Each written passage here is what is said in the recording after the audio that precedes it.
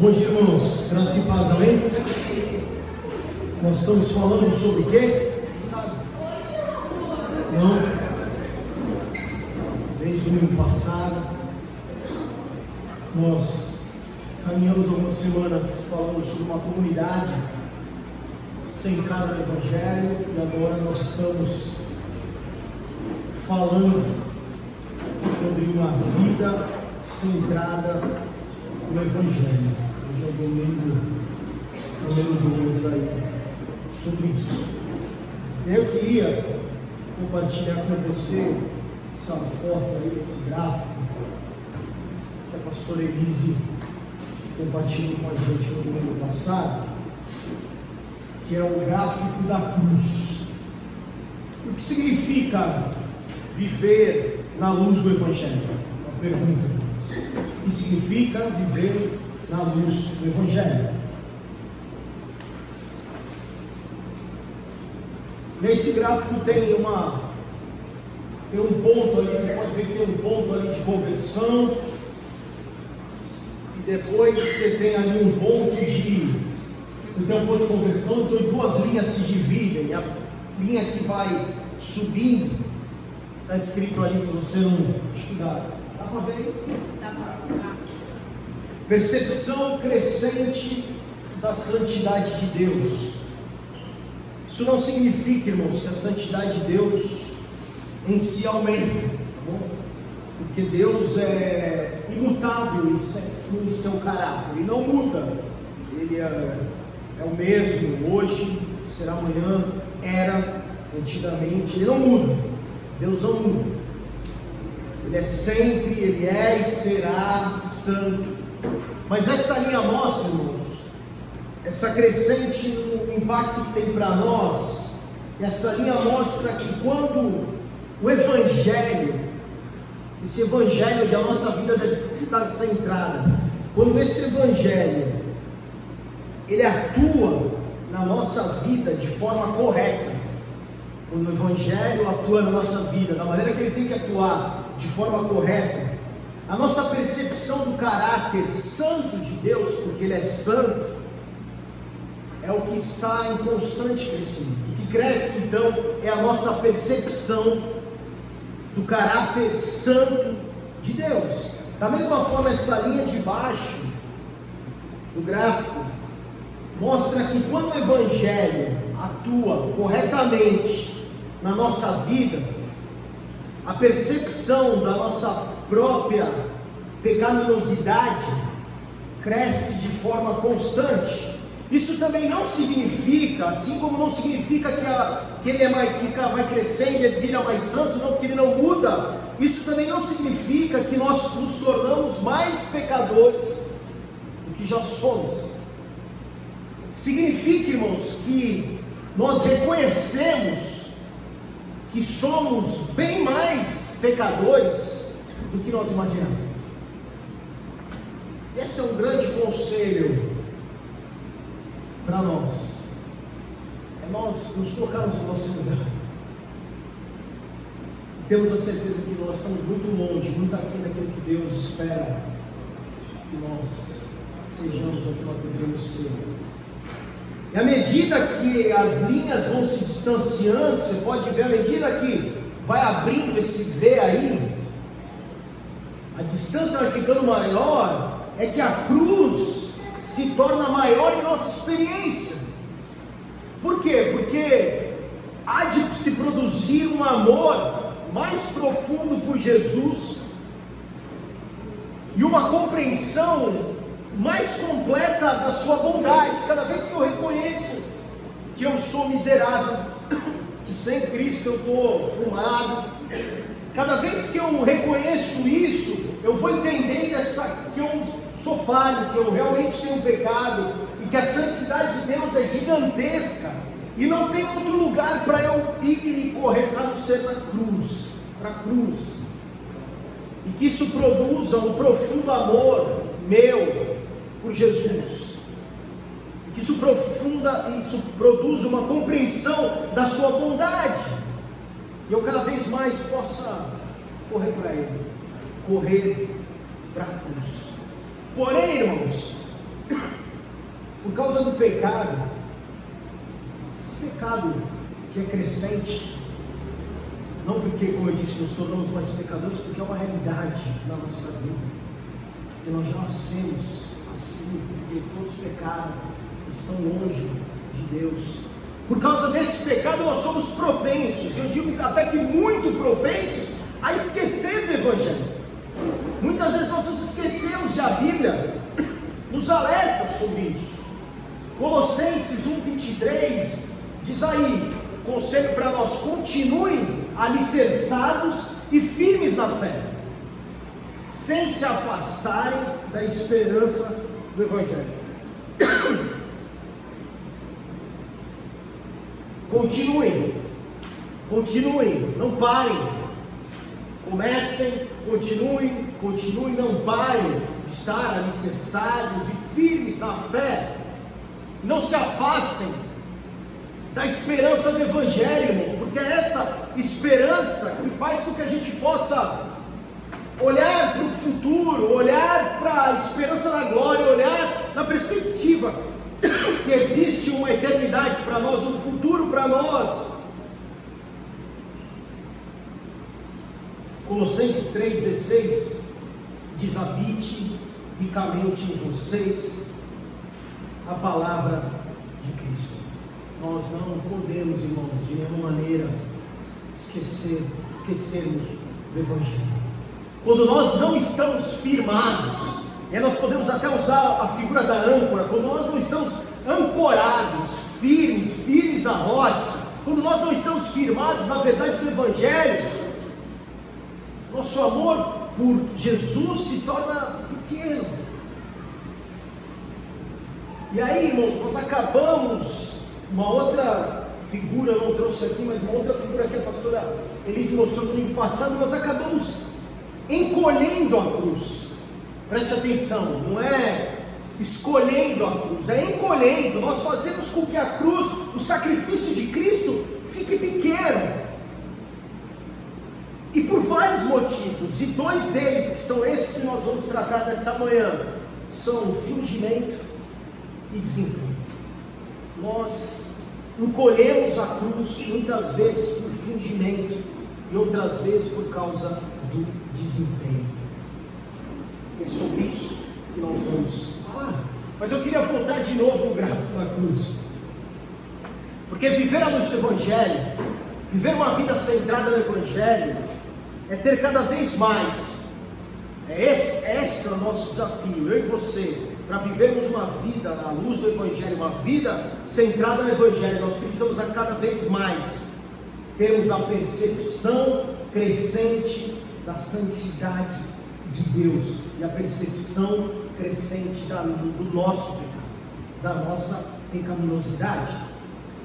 E crescer na percepção do nosso pecado, irmãos, não é algo divertido, não é o que a gente gosta de fazer. Mas nós temos que admitir, irmãos, que nós não somos tão bons quanto nós pensamos. E se nós não estamos descansando na justiça de Deus, de Jesus, porque é Ele que justificou, nos justificou, se nós não estamos descansando nisso, na certeza que é Ele que nos perdoa, nós somos maus, pecadores, irmãos, se nós não entendermos isso, o pecado se torna um peso muito maior, um peso esmagador em nós. E aí nós vamos ceder, irmãos, ao peso desse pecado. E aí nós vamos compensar isso, fingindo. E aí então fingimento, fingindo que somos melhores do que realmente somos. E aí, irmãos, nós vamos viver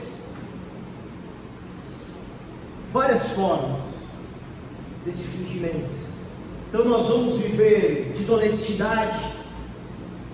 Nós achamos que nós não somos tão ruins assim. Não sou tão ruim, sou limpinho, pago minhas contas, homem de uma tem uma esposa, família. Eu sou ruim. Nós vamos assumir uma outra forma de comparação. E aí você passa a não só se autoanalisar com desonestidade, mas começar, eu sou muito melhor, me compara com aquele ali. Eu não sou tão ruim como aquelas pessoas, como aquele grupo de pessoas. Eu não sou tão ruim como aquela pessoa. Uma outra forma de fingimento é usar a desculpa. Ah, não, você está exagerando, eu não sou. Eu não sou assim. Você está falando que se aplica para mim, eu não sou assim, não sou eu. E a quarta coisa, a falsa retidão. Retidão vem de reto, de andar na linha. E aí a gente começa a falar, olha quanta coisa eu já fiz, quanta coisa boa eu fiz. Chego no horário, vou na igreja, veio domingo, veio quinta, veio segunda no grupo, eu dou aula para as crianças, eu estou na portaria, eu dizimo, eu oferto, eu toco, eu faço coisas boas.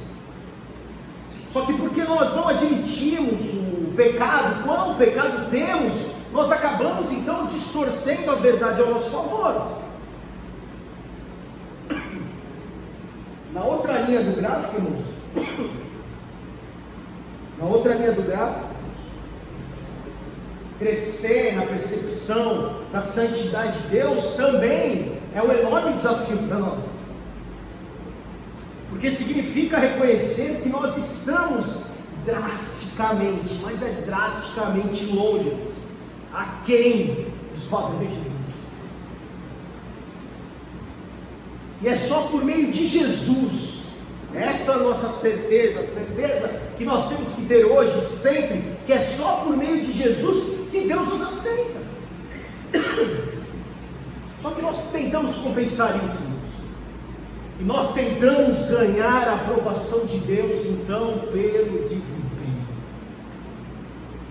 Levamos a vida achando que, alcançando as expectativas de Deus, nós podemos, então, ganhar o favor de Deus. Então, se eu dizimar, eu vou ter dinheiro. Então, se eu fizer isso, então, vai acontecer aquilo. Se eu fizer isso, eu vou mover a mão de Deus. Se eu fizer isso, então, Deus vai olhar por mim.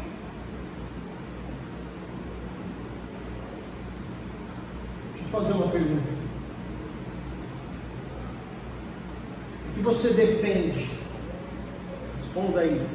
O que você depende para ter um senso de credibilidade pessoal? O que para ti é importante? Para que alguém olhe para você e fale, esse cara o valor, que aceitação você precisa ter? Que reputação você acha que precisa ter? Porque depende dessa resposta, irmãos, ou do que você colocou na sua mente, ou do que você tem no seu coração, pode revelar em nós, irmãos, que não é Jesus que é a fonte de justiça na nossa vida. Porque quando nós não estamos enraizados no Evangelho, quando nós não estamos ancorados, quando nós não estamos centrados no Evangelho, nós confiamos, irmãos, em falsas fontes de justiça. Para construirmos uma reputação, para construir essa credibilidade pessoal que nos dá, ou finge que dá um senso de dignidade, um senso de valor. E algumas dessas fontes estão listadas aí na tela, e você pode ter outras.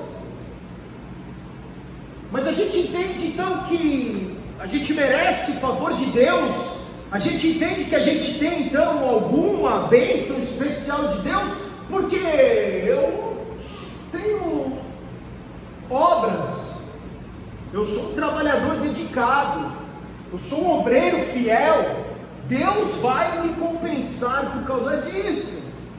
Uma outra fonte de justiça que não são baseadas, presta atenção, o não aqui está em vermelho, não são baseadas no Evangelho, esse conceito de obras, porque eu faço, eu não faço, então Deus vai me recompensar. Uma outra coisa, a minha justiça está baseada na minha família, eu sou bom pai, sou uma boa mãe, cuido dos filhos, são muitos ou poucos, mas está tudo direitinho, então eu tenho certeza que eu estou em conformidade com Deus, e Deus vai então me abençoar. Terceira justiça, irmãos, é baseada na teologia. Eu tenho uma ótima teologia, eu estudei, eu fiz curso, eu tenho um bom conhecimento, eu estudo a Bíblia, eu sou fera. Então, com certeza, Deus vai me recompensar. A quarta é baseada na inteligência. Eu tenho muito estudo, eu tenho uma capacidade para falar, eu tenho muito mais cultura do que os outros. Por isso que eu sou superior. E quando eu estudava sobre isso, eu me lembro de Paulo, irmãos. Eu até escrevi uma palavra feia aqui no meu Paulo fala, tudo que eu tenho não vale nada. É tudo, uma palavra bonita aí, é tudo estrume, o que Paulo fala? Esterco. Eu escrevi outra coisa aqui, mas eu não vou falar. É tudo lixo, não vale nada. Fui criado aos pés dos melhores sacerdotes, estudei, fiz uma graduação, MBA, tenho um baita currículo. Será que isso vai fazer com que Deus olhe para mim e me dê algum favor? Quinta coisa, irmãos, é uma justiça baseada na agenda. Eu sou um cara disciplinado, sou rigoroso, eu administro bem meu tempo, eu consigo estar lá no horário, eu consigo cumprir as coisas. Outra coisa que não é baseada no Evangelho é uma justiça baseada na flexibilidade. Eu sou um cara flexível, sou um cara legal, descontraído. Eu tenho tempo para os irmãos, para as outras pessoas, posso ir tomar um café. Quem tem que se preocupar é quem não tem tempo. Esses deviam se envergonhar, porque não tem tempo. Mas eu sou um cara flexível, então com certeza Deus olha por mim, eu tenho o favor de Deus. Outra justiça é baseada na misericórdia. Eu sou um cara bom, eu dou para a cesta básica, eu ajudo os pobres, eu faço muita coisa de ação social, muito mais do que muita gente deveria. Uma outra justiça que não é baseada no Evangelho, irmãos, é uma justiça baseada em regras. Eu sou um cara certinho, eu bebo, fumo. Os mais jovens escolhem esperar. Fiz tudo certinho, então, já que eu faço tudo certinho, Deus está olhando por mim. Eu tenho certeza que a porta vai ser aberta, a janela do céu vai ser aberta, as chuvas vão ser de bênçãos, etc. Uma outra justiça que não é baseada no Evangelho, irmãos, é uma justiça baseada em finanças. Eu dizimo, eu oferto, eu compro na cantina, no almoço, obsequio para ajudar. Eu administro bem meu dinheiro, sou um bom pagador, nenhum boleto, ninguém bater na minha porta me cobrando os boletos. Então, com certeza, eu vou receber 7 vezes mais, 70 vezes mais e tudo mais. E a penúltima nessa lista aí, irmãos, é uma justiça baseada na política. Se eu sou realmente cristão, então eu vou votar no partido tal. Se eu sou realmente cristão, eu tenho que seguir os conselhos desse candidato. Se eu sou realmente cristão, o partido certo, que zela pela família, pelo não sei o que lá, é esse. Se você não segue esse partido, então você está fora, você é do capeta. E último nessa lista, irmãos, lá em cima, a justiça baseada na tolerância. Eu sou um cara compreensivo, respeitador, respeito até aqueles que não concordam comigo. Chego até a ser bem parecido com Jesus nesse ponto. Irmãos, são alguns exemplos, mas poderiam ter outros. Você pode listar outros aí na sua cabeça. Algo que te faça sentir bom, algo que faça a gente sentir melhor em relação aos demais. Essas coisas são essas fontes de justiça funcionais. E essas coisas, irmãos, nos desconectam do poder do Evangelho. Essas coisas nos levam a buscar justiça naquilo que fazemos, em vez, irmãos, de confrontar a profundidade do nosso pecado, da nossa fraqueza. Encontrar justiça nessas coisas, irmãos, faz com que a gente peque mais e não peque menos. Vou tentar te provar que nós somos tendenciosos, que nós confiamos no nosso desempenho. Eu falo para você que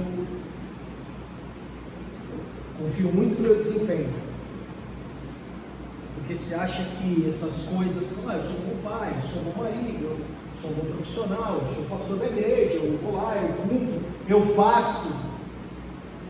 Justiças que não são baseadas no Evangelho. Deixa eu te fazer uma pergunta.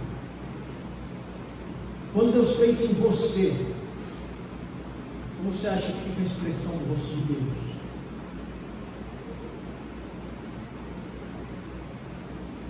O que você acha? Você acha que Deus pensa nesse momento triste, feliz, com raiva, está indiferente? Bom, se você imaginou algo que não seja satisfeito pelo que Jesus fez por nós, Deus olha para nós e olha, não, estou satisfeito pelo que Jesus fez por eles. Então, irmão, se não foi isso, nós estamos vivendo uma mentalidade de desempenho. A verdade do Evangelho é que em Cristo, irmãos, Deus está profundamente satisfeito comigo e com você. Em Cristo. Não é no nosso desempenho, não é se somos bons pagadores, não é se sou pastor, não é nada disso. A verdade do Evangelho é que Cristo está, em Cristo, Deus está profundamente satisfeito comigo e com você. É com base, irmãos, na obra de Jesus, na cruz, que Deus nos adotou como filhos. Gálatas, capítulo 4, versículo 4 a 7, diz: Deus enviou seu Filho, para que recebêssemos a adoção de filhos. Assim, você já não é mais escravo, mas filho. E por ser filho, Deus também o tornou herdeiro. Nós somos filhos, irmãos. Que tipo de performance você espera do seu filho? Você que é pai, que tipo de justiça você espera do seu filho? Você fala, você manda, obedece, você fala, não faz isso, não põe a mão ali, aí, irmãos, faz, não ouve isso, aquilo, mas o abraço está sempre ali, o amor está sempre ali, e nós temos, é esse o nosso relacionamento com Deus, nós somos filhos. O problema, irmãos, é que deixamos de enraizar a nossa identidade naquilo que Jesus fez por nós lá na cruz, e vivemos esse cristianismo de desempenho. Se formos cristãos melhores, Deus nos aprovará mais e mais. Errado. Se eu melhorar, Deus vai me amar mais. Se eu fizer isso aqui diferente, Deus vai me amar mais. Se eu jejuar mais, se eu ler mais a Bíblia, Deus vai me amar mais. Não! Isso é uma consequência, irmão, de nós entendermos essa crescente santidade de Deus, de nós entendermos que o sacrifício dele na cruz nos faz querer desejar mais, nos achegarmos mais. Mas nada do que façamos vai fazer com que a gente seja mais aprovado por Deus. E viver desse jeito, nessa pressão, irmãos, tira a nossa alegria, tira o nosso prazer de seguir Jesus. O Evangelho, irmãos, se torna muito pequeno para nós, se nós pensarmos que se eu andar de joelho 50 quilômetros, ou se eu sair como um peregrino, andar 20 horas num dia, isso vai movimentar, vai aumentar o amor de Deus por nós, vai fazer com que Deus pense diferente sobre mim. Esse cristianismo do desempenho é uma minimização da santidade de Deus, é uma minimização do sacrifício de Cristo por nós. Nós não podemos estar convencidos Desafio nessa manhã que possamos sair daqui pensando de uma forma diferente. Nós não podemos estar convencidos de que se nós nos esforçarmos bastante, nós podemos merecer amor e aprovação de Deus. Não, está errado. Está errado. Porque se fosse assim, irmãos, se fosse assim, hoje eu acordei bem. Fechei o dia e falei, caramba, hoje tudo certo, meu nome está lá no livro da vida. Aí no outro dia você acorda, está tudo errado, péssimo dia, você está daquele jeito, quer matar todo mundo. Ainda bem que Deus lá, ou São Pedro, tem o Errorex lá. Nesse dia ele passou o Errorex no teu nome no livro da vida. Ele falou, hoje eu repeti. Amanhã eu tenho que ir, amanhã eu vou orar mais, amanhã eu vou me esforçar mais, amanhã eu vou tentar fazer melhor, amanhã eu vou estudo na igreja, amanhã eu vou dizimar, amanhã eu vou... Errado.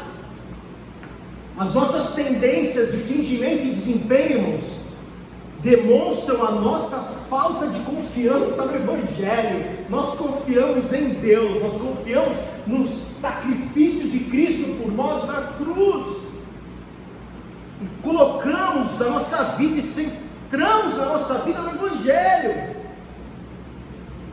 E nós precisamos, eu gostei dessa frase, irmãos, está escrita ali na terceira linha, à medida que aprendemos a pregar o Evangelho a nós mesmos, e a gente esquece, seguir a Jesus faz 30 e poucos anos, Leandro, 50 anos, 60 anos que eu aceitei Jesus, mas muitas vezes a gente precisa voltar a pregar o Evangelho para nós mesmos, para ficarmos livres desse fingimento, da falsa segurança do fingimento e do desempenho, e aí nós vamos viver a verdadeira alegria e a liberdade de sermos aceitos e amados por Cristo. Eu e você somos aceitos e amados por Cristo.